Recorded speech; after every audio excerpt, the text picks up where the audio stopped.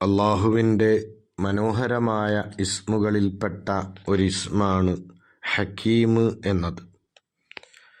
യുക്തിപൂർവം പ്രവർത്തിക്കുന്നവൻ എന്ന് നമുക്കിതിന് അർത്ഥം പറയാം. പരിശുദ്ധമായ ഖുർആനിൽ 91 തവണയാണ് ഇത് വന്നിട്ടുള്ളത്. ഇതിൻ്റെ അബ്ജദിയത്ത് 78 ആണ്. ഹക്കീം എന്നാൽ ദുൽ ഹിക്മത്ത്, ഹിക്മത്ത് ഉള്ളവൻ അഥവാ സമ്പൂർണമായ അറിവും കെട്ടുറപ്പുള്ള പ്രവർത്തനങ്ങളും ഉള്ളവൻ. അപ്പോൾ ഹക്കീമായ അള്ളാഹു എല്ലാ നിലക്കുള്ള സമ്പൂർണമായ അറിവും ഉള്ളവനാണ്. അവൻ്റെ പ്രവർത്തനങ്ങളിൽ മുഴുക്കെ കെട്ടുറപ്പുണ്ട് എന്നാണ് ഹക്കീം എന്നതിൻ്റെ അർത്ഥമായി ചില പണ്ഡിതന്മാർ പറഞ്ഞത്. ഈ പ്രപഞ്ചവും പ്രപഞ്ചത്തിലുള്ള സർവവസ്തുക്കളും അള്ളാഹുവിൻ്റെ അറിവിൻ്റെ തേട്ടപ്രകാരം കെട്ടുറപ്പുള്ള രൂപത്തിലാണ് ഇവിടെ വെളിവായിട്ടുള്ളത്. ആ രൂപത്തിൽ അതിനെ കെട്ടുറപ്പുള്ളവനാക്കിയത് ഹക്കീമായ അള്ളാഹുവാണ്. അതുപോലെ തന്നെ എല്ലാ വസ്തുക്കളെയും ആ വസ്തുക്കളെ വെക്കേണ്ട ക്രമത്തിൽ വെക്കുക എന്ന അർത്ഥത്തിലുള്ള ഹിക്മത്ത് എന്നതിൽ നിന്ന് പോന്നതാണ് ഹക്കീം. അപ്പോൾ അള്ളാഹു സർവ വസ്തുക്കളെയും അതിൻ്റേതായ ക്രമത്തിൽ വെച്ചവനാണ് എന്നാണ് ഇതിൻ്റെ അർത്ഥം എന്ന് പറഞ്ഞവരും ഉണ്ട്. സൃഷ്ടികളിലെ ഹക്കീം എന്നതിൻ്റെ അർത്ഥം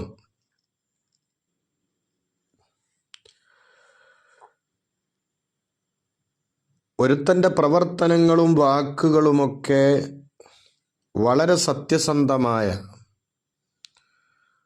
പോരായ്മകളില്ലാത്ത രൂപത്തിലായി വരുന്നവൻ, അല്ലെങ്കിൽ സത്യമല്ലാത്ത കാര്യങ്ങളെ പറയുകയോ പ്രവർത്തിക്കുകയോ ചെയ്യാത്തവൻ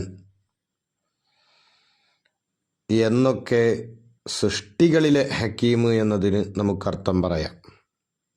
ആ ഹക്കീമിനെ ഹക്കമത്തുദ്ദാബത്ത് എന്ന പ്രയോഗത്തിൽ നിന്ന് പിടിക്കപ്പെട്ടതാണ് എന്ന്. ഒരു മൃഗത്തെ അങ്ങോട്ടും ഇങ്ങോട്ടും പോകുന്നതിൽ നിന്ന് തടയുന്ന കയറിനാണ് ഹക്കമത്തുദ്ദാബത്ത് എന്ന് പറയുന്നത്. അതുകൊണ്ട് തന്നെ ഹക്കീമായ ഒരു മനുഷ്യൻ തിന്മകൾ പ്രവർത്തിക്കുന്നതിൽ നിന്ന് സ്വമേധയാൽ അവൻ മാറി നിൽക്കുന്നു. തിന്മകൾ പ്രവർത്തിക്കുന്നതിൽ നിന്ന് അവൻ്റെ ശരീരത്തെ അവൻ തടയുന്നു. അതുകൊണ്ടവൻ ഹക്കീമാണ്. ഒരു മനുഷ്യൻ അള്ളാഹുവിനെക്കുറിച്ച് അള്ളാഹുവാണ് ഹക്കീം, എല്ലാ ഹിക്മത്തും ഉള്ളവൻ എന്ന തിരിച്ചറിവിലേക്ക് എത്തിക്കഴിഞ്ഞാൽ ഈ പ്രപഞ്ചത്തിലുണ്ടാകുന്ന ഒരു വിഷയത്തിലും അവൻ നിരൂപണം നടത്തുകയില്ല. കാരണം ഇവിടെ നടക്കുന്ന ഓരോ കാര്യങ്ങളും തൻ്റെ സൃഷ്ടാവായ ഹക്കീമായ അള്ളാഹുവിൻ്റെ ഹിക്മത്ത് പ്രകാരമാണ് എന്ന ഒരു ബോധത്തിലേക്ക് അവൻ എത്തുന്നു.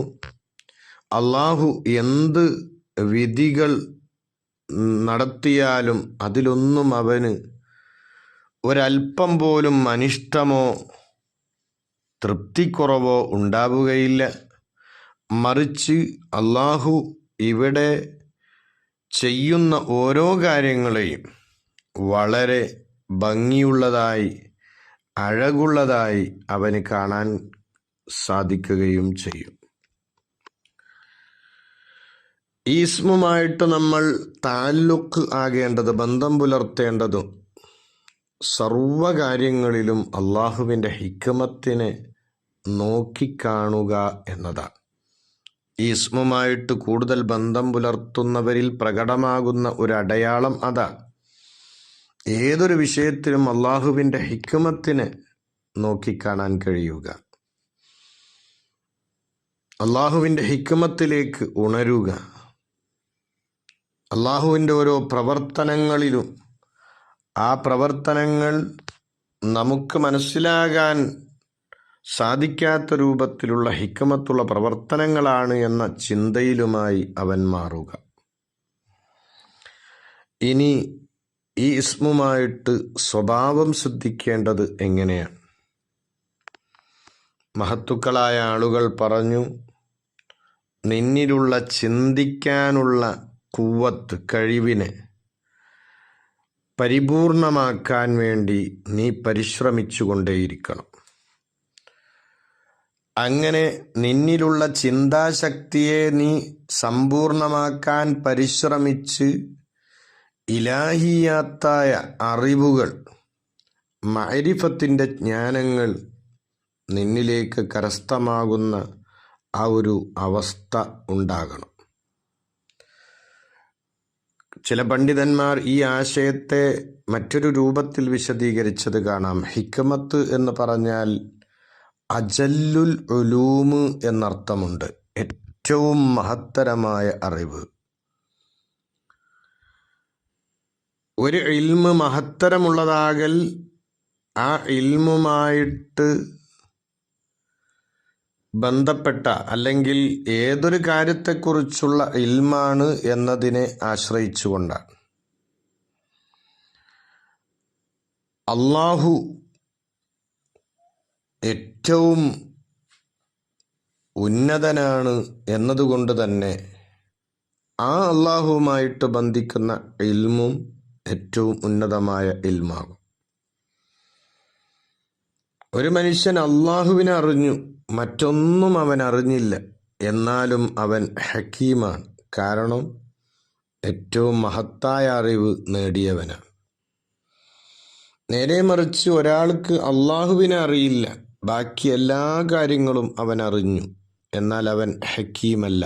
കാരണം അവനിൽ ഹിക്മത്തില്ല. ഹിക്മത്ത് എന്നാൽ ഏറ്റവും ഉന്നതമായ ഇൽമ് എന്നാണ് അർത്ഥം. അപ്പം ഈ നിലക്കൊക്കെ പണ്ഡിതന്മാർ ഹക്കീം എന്ന ഇസ്മിനെ വിശദീകരിച്ചതായി നമുക്ക് കാണാൻ കഴിയും. സൃഷ്ടികളിലെ ഹക്കീം എന്നതിന് ചില പണ്ഡിതന്മാർ അർത്ഥം കൊടുത്തത് അവരുടെ ഓരോ പ്രവർത്തനങ്ങളും വാക്കുകളുമൊക്കെ നല്ല ചിന്താഗതിയിൽ നിന്നും പക്വതയിൽ നിന്നും ഉണ്ടാവുക, സത്യമല്ലാതെ അവർ പറയുകയോ പ്രവർത്തിക്കുകയോ ചെയ്യുകയില്ല. ഈ നിലക്കൊക്കെയാണ് സൃഷ്ടികളിലെ ഹക്കീമിനെ ചില പണ്ഡിതന്മാർ വിശദീകരിച്ചിട്ടുള്ളത്. ഇനി ഈ ഹക്കീം എന്ന പദം അത് ദാത്തിയായ സിഫത്താണ്. അള്ളാഹുവിൻ്റെ പരിശുദ്ധമായ ദാത്തിന് എപ്പോഴും ഉണ്ടാകൽ നിർബന്ധമായൊരു വിശേഷണമാണ്. ഈ ഇസ്മുമായിട്ട് നമ്മൾ കൂടുതൽ ബന്ധം പുലർത്തുമ്പോൾ തീർച്ചയായും അള്ളാഹുവിൻ്റെ എല്ലാ ശർഈയായ വിധികളെയും അനുസരിക്കുന്ന ഒരു തലം, ആ ശർഈയായ വിധികളെയൊക്കെ തൃപ്തിപ്പെടുകയും അതിൽ സന്തോഷവും ആനന്ദവും കണ്ടെത്തുകയും ചെയ്യുന്ന ഒരു തലത്തിലേക്ക് നമുക്ക് എത്താൻ കഴിയും. അള്ളാഹുവിൻ്റെ ഹക്കീം എന്ന ആ ഇസ്മുമായിട്ട് ബന്ധമില്ലാത്തവർക്ക് അള്ളാഹുവിൻ്റെ ശർഈയായ വിധികളിൽ പ്രയാസം അനുഭവിക്കും എന്നതൊരു യാഥാർത്ഥ്യമാണ്.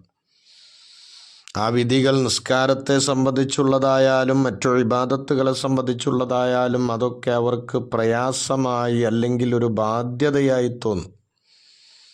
ഈ ഇസ്മുമായിട്ട് കൂടുതൽ ബന്ധം പുലർത്തുമ്പോൾ അള്ളാൻ്റെ വിധികളിലൊക്കെ ആനന്ദവും സന്തോഷവുമാണ് ഒരു മനുഷ്യനിൽ ഉണ്ടാവുക. ഈ ഇസ്മിൻ്റെ പ്രത്യേകതയായി മഹത്തുക്കൾ പറയുന്നു, ഇതിനെ ധാരാളമായിട്ടൊരു മനുഷ്യൻ ചൊല്ലുകയാണെങ്കിൽ പരിഭ്രമിക്കുന്ന അവസ്ഥകൾ ഉണ്ടാകുന്നതിനെ തൊട്ട് അവന് കാവൽ ഉണ്ടാകും. അവനെ ബേജാറാക്കുന്ന രൂപത്തിൽ, പരിഭ്രമിപ്പിക്കുന്ന രൂപത്തിൽ കാര്യങ്ങൾ ഉണ്ടാവുകയില്ല. അതുപോലെ തന്നെ എല്ലാ വിഷയത്തിലും ഹിക്മത്തിൻ്റെ വാതിൽ അല്ലാഹു തആല അവന് തുറന്നു കൊടുക്കുമെന്നാണ്.